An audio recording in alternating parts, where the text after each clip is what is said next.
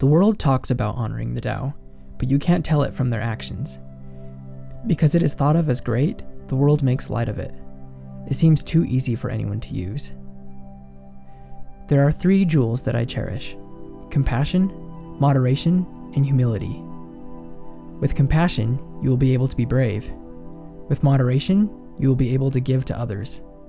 With humility, you will be able to become a great leader. To abandon compassion while seeking to be brave, or abandoning moderation while being benevolent, or abandoning humility while seeking to lead, will only lead to greater trouble.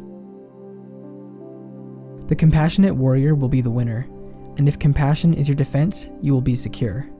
Compassion is the protector of heaven's salvation. Today, we're going to be talking about the second of the 3 jewels that Lao Tzu claims to cherish. This video is part 2 of a 3-part mini-series, so if you haven't watched yesterday's video yet, I would recommend pausing this video and going to watch that video first. Yesterday, we talked all about compassion, its benefits, and how it leads to bravery. Today, we will be talking about moderation. So in the translation we're using today, the J.H. McDonald translation, this attribute is referred to as moderation, but in other translations, it is sometimes called economy, frugality, or simplicity. It looks like overall we are dealing with the concept of not taking more than we need, being content with the things that we have, and simplifying our lives. This obviously runs very contrary to the cultures of many modern societies. However, for much, if not the majority of human history, frugality has not just been a nice quality to improve your life, but an absolute necessity for preserving your life. For much of the human existence, and for many humans even today, food and resources are scarce, and frugality is a survival skill. I remember hearing stories about my great-grandparents who lived through the Depression, stories about how they would do weird things like wash plastic forks and reuse paper plates. I've at times been annoyed by older people who have seemingly tried to guilt-trip me into eating every single morsel on my plate, no matter how questionable it looked. These habits look strange and even obnoxious to us now, but back then, they helped our great-grandparents survive. Part of me wonders if there ever were to be a similar depression, how my generation would fare. Would we be able to adapt to the new scarcity? Or would a lifetime of being used to having more than enough of everything come around to bite us? Who knows? Frugality isn't just a survival skill, though.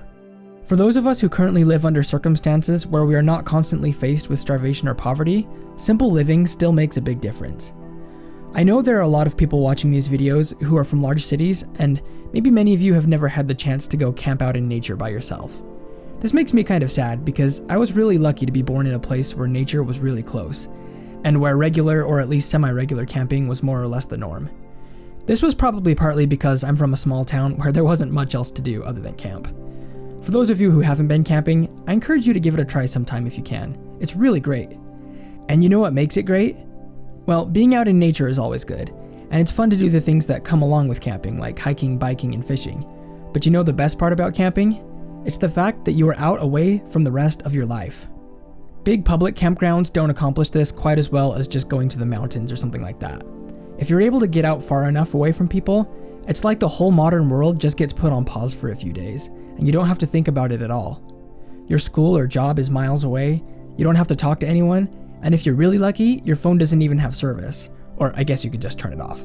That works too. Camping is great because it's a kind of forced simplicity. It makes you cut out the distractions in your life.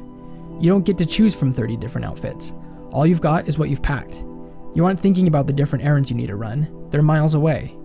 No texts, emails, social media, or anything like that to break the solace. It's just you, whoever you went with, and nature. Camping's great, but the thing about it is that it only lasts for a certain amount of time. If you want that kind of simplicity in your life, you're gonna have to fight for it a little more, or at least make a couple conscious decisions.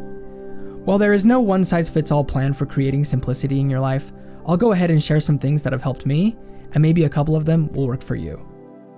My first suggestion is to start with your physical space. If you're surrounded by clutter, your life is going to feel cluttered.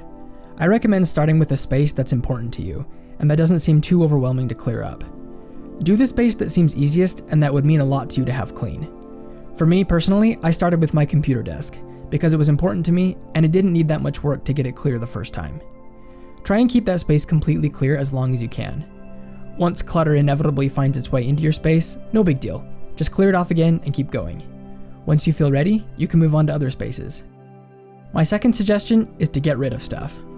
This is probably one of my favorite steps. It's a lot easier to keep spaces free of stuff when there just is less stuff to take up space. Again, I would start off with whatever seems easiest so you can build up some momentum. I think I started off with my clothes when I did this. This will be easier for some people than for others. If you want, just start with what you know you're okay getting rid of. Keep the things that are really important to you and don't feel bad about it. For the hard stuff that falls somewhere in between, you can try putting it on probation. Put it in a box and go put that box away where you're not going to look at it. After a few weeks, come back to the box and see if you're ready to let go of any of the stuff in it. If you are, do it. If you're not, then don't. Often after doing this, you realize that you really didn't need whatever it was in the box all this time, and chances you probably won't need it again in the future. But if you still want it, keep it, no worries. One of the cool things about minimalizing your possessions is that you really start to learn who you are and what's important to you. One of the coolest things I've ever done as far as self-discovery was to minimalize my music. I used to be a music production guy, and I loved finding new music to listen to. But I realized about a year ago that all this music was just sitting in my Apple Music library, not being listened to. And when I put my tunes on shuffle, I was skipping more than I was actually listening. So I decided to pare it down. And let me tell you, I was pretty brutal. I started this project last year in July or August with over 3,000 songs. I decided that I was going to go through my entire library starting at A, and if I wanted to keep a song, I had to listen to it all the way through. If I couldn't do that, I had to get rid of it. This project has taken me almost a year. I'm nearly through it now, and my library of over 3,000 songs is currently sitting at about 800. But you know what's cool? These 800 songs are all songs that I actually like every single one of them. I learned so much about myself through this process. I realized how much my choice of music, as well as my life in general, has been dictated by what I thought all the cool people were doing. I realized there was a lot of quote-unquote cool music out there that I honestly just didn't like. Now that I'm almost done with this, I know what I like, and I'm okay with it. I don't need to curate my music library to impress anybody else. It's my library. I had a similar experience with clothes. I used to buy lots of different kinds of clothes to try and look stylish. Now I own 2 pairs of pants, one of which I need to throw away, honestly, and about 5 of the exact same plain white t-shirt. It's hot where I live, so I also have 2 pairs of shorts, and again, I think I'm about ready to say goodbye to one of them. My wife has a similar system. We call it our uniform system, where we wear the exact same uniform every day. I like my black pants or shorts and my white t-shirt. I don't need to wear anything else. I'm not saying you have to do exactly what I did. This just works for me, and I like it. You do what works for you, but make sure that you're moving in the direction of simplicity. My third recommendation is to try and target places where things pile up, including digital spaces. Go through your storage shed. How much stuff can you get rid of? It honestly gets to become a bit of a dopamine trip once you get into it. I don't know what it is exactly, but you feel somehow lighter after minimalizing your things. It's very freeing. I also feel like going through your possessions from different parts of your life is kind of sacred in a way, because it helps you process the feelings you were feeling at that time. It's really cathartic. For me, letting go of the stuff helps me to let go of the experience. A lot of times when I get rid of something that I used to love but don't need anymore, it's like I'm telling it, thank you. You were really important to me, and I'm very grateful for that. And now I'm ready to move on. Or sometimes I come across something that brings up bad memories, and I'm able to just go ahead and process those bad feelings that come up. When we hold on to our stuff, I wonder if sometimes it's symbolic of holding on to past parts of our lives that the stuff represents. But the truth is that those parts of our lives, just like the stuff that reminds us of them, are from a different time that we no longer live in. It's okay to let it go. Some of the items you may want to keep, and that's totally fine. But I found a lot of satisfaction over the years by letting go of a lot of this stuff. And can I just give you my opinion? I really would recommend not selling the stuff you get rid of. Just give it away to someone who can make use of it. If you can think of someone in your life who would really like the thing you're getting rid of, send them a text and offer it to them. Don't take any money for it. If you can't think of anyone, or if nobody seems to want it, don't keep badgering people about it. Just put it up for free on Facebook Marketplace, or give it to a thrift store. If it's something that really can't be thrifted, or if nobody on the internet seems to want it, just throw it away. It's as easy as that. Don't be that person who has to try and get money out of everything you do. If you're in serious need of the money, that may be a different matter. But if you're not in dire straits, just give it away. Some of the coolest experiences I've had with people over the last few years have been from giving away my old stuff. Some of it to people I knew, and some of it to complete strangers. People are often really grateful when you give them things that are actually worth something to them. It's super fun. Give it a try. When you're tackling your digital spaces, obviously this is a little bit different. I mean, you're not going to go thrift the old pictures on your phone. Some of these more digital spaces can be really intimidating to tackle because of how easy it is to fill them. Just start right away on one of them, and keep coming back to it. I shared my example with my music already. That's taken me a year. I did it by finding a system that worked for me. What worked for me was to listen to it while driving, and then delete all the stuff I skipped when I got to my destination. Other digital spaces I've begun to tackle are my audiobooks, podcasts, and even my video games. I've limited myself to listening to 3 audiobooks at a time. I can only start a new book when I finish an old one. I'm drawing these 3 mostly from the huge reservoir of books that I've started but haven't finished. As far as podcasts, I'm listening to only one right now, and I'm not going to try and start another one until I get through this one. I understand that a lot of podcasts are not necessarily designed to be listened to all the way through. The one that I'm listening to is, so I'm going to.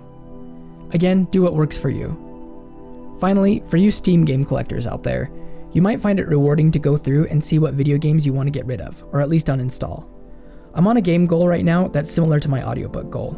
I'm only playing 3 single-player video games at a time, and I only get to start a new game when I finish one of the 3. Everything else I've uninstalled except for the games that I play with friends and family. Outside of single-player games, I also enjoy multiplayer games that require long-term skill acquisition, like Valorant or Apex Legends or League. For these games, I'm choosing to only play one of them until I reach a certain rank goal, at which point I will evaluate if I want to go farther in that game or switch it out for another. I know this is all pretty heavy-handed. This is just what I'm doing right now, and so far I like it. You decide what you want your simplified life to look like, and start today with something that feels easy. Don't start a million projects all at once.